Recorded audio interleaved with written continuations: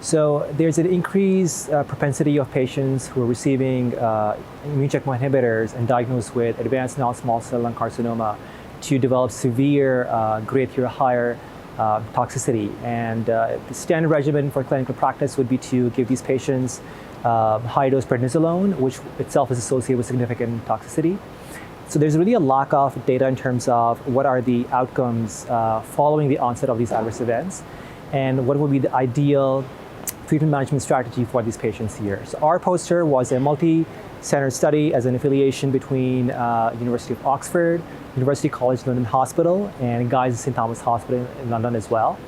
And we performed a real-world evidence study looking at patients with non-small cell lung carcinoma who are developing grade 3 or higher CTCE adverse events while receiving immune checkpoint inhibitors. We initially looked at about a cohort of over 1,600 patients and found 80 patients who were eligible for data analysis. Out of those patients, most patients had metastatic disease. And in terms of our clinical population, we looked at patients who were essentially, the outcomes were basically PFS and OS for those patients here. So we also wanted to have an assessment in terms of what's the main immunotherapy-specific regimen for these patients. So most patients develop up to 2 adverse events following anti-PD-1 monotherapy. These are basically developed in a sequential manner. The most common grade 3 or higher adverse events were colitis, pneumonitis, and hepatitis in our cohort.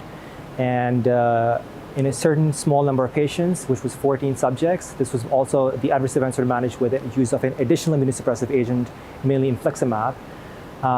It's also interesting to note that in our cohort of 80 patients, 18 patients were re-challenged with the same immune checkpoint inhibitor, leading to the development of a second adverse event in 39% of our patients here.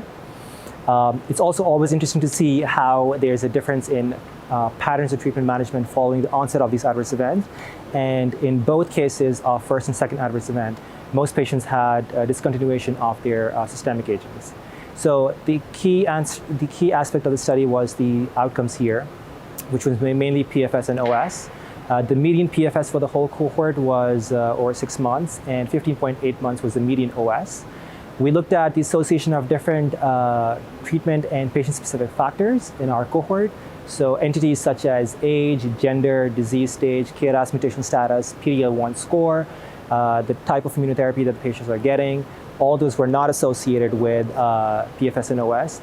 We also looked at the immune-related adverse event factors and their association with survival.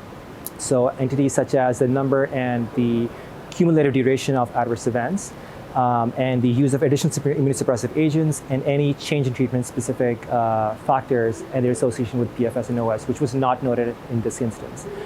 Having said this, the important, interesting takeaways would be that in our study, patients presenting with a lower baseline neutrophil-to-lymphocyte ratio had an improvement in terms of an association with OS. Patients receiving more than 4 cycles of immune checkpoint inhibitors, more than 2.8 months of ICIs also have an improvement with terms of PFS and OS. Pneumonitis seems to be the worst prognostic factor in terms of all the assessed AEs with respect to PFS and OS. And finally, the important aspect is how do we manage these patients? So patients receiving relatively lower doses of steroids, so 60 milligrams or less, those patients are the ones who tend to have a benefit in terms of PFS and OS. So those will be the main takeaways for the study. Again, something that needs to be validated in future clinical studies in a prospective setting.